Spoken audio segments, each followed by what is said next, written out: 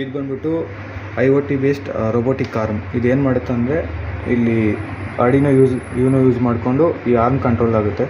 ಇಲ್ಲೊಂದು ಸೆನ್ಸರ್ ಇದೆ. ಈ ಸೆನ್ಸರ್ ಏನು ಮಾಡುತ್ತೆ ಅಂದರೆ ಡಿಟೆಕ್ಟ್ ಮಾಡುತ್ತೆ ಆಬ್ಜೆಕ್ಟ್ನ. ಇಲ್ಲೇನಾದ್ರು ಆಬ್ಜೆಕ್ಟ್ ಡಿಟೆಕ್ಟ್ ಆಯ್ತು ಅಂದರೆ ಇದು ಆ್ಯಕ್ಟಿವೇಟ್ ಆಗಿಬಿಟ್ಟು ಅದು ಪಿಕ್ ಮಾಡಿಬಿಟ್ಟು ಇಲ್ಲಿ ಪ್ಲೇಸ್ ಮಾಡುತ್ತೆ. ಈ ಸೆನ್ಸರ್ ಏನು ಮಾಡುತ್ತೆ ಅಂದರೆ ಇದಕ್ಕೆ ಮೆಸೇಜ್ ಸೆಂಡ್ ಮಾಡುತ್ತೆ. ಈ ಮೆಸೇಜ್ ಸೆಂಡ್ ಮಾಡಿದಾಗ ಮೊಬೈಲ್ ಅಪ್ಲಿಕೇಶನಲ್ಲಿ ಡಿಸ್ಪ್ಲೇ ಆಗುತ್ತೆ ಆ ಮೆಸೇಜು, ಆರ್ಡರ್ ಡೆಲಿವರ್ಡ್ ಅಂತ. ಅದಾದಮೇಲೆ ಇದೇನು ಮಾಡುತ್ತೆ ಅಂದರೆ ಇದು ಡಿಸ್ಪ್ಲೇ ಮಾಡುತ್ತೆ ಏನೇನು ಫಂಕ್ಷನ್ಸ್ ನಡೀತಿದೆ ಅಂತ.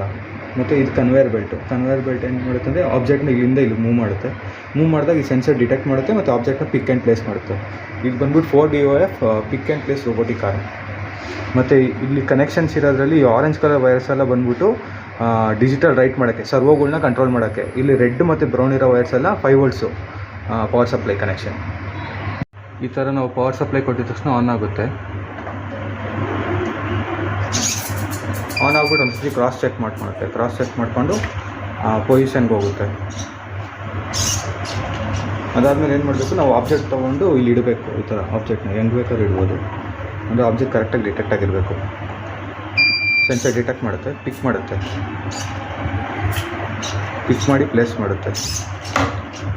ಅದೇ ಟೈಮಲ್ಲಿ ಮೊಬೈಲಲ್ಲೂ ಮೆಸೇಜ್ ಬರುತ್ತೆ ಆರ್ಡರ್ ಡೆಲಿವರ್ಡ್ ಅಂತ.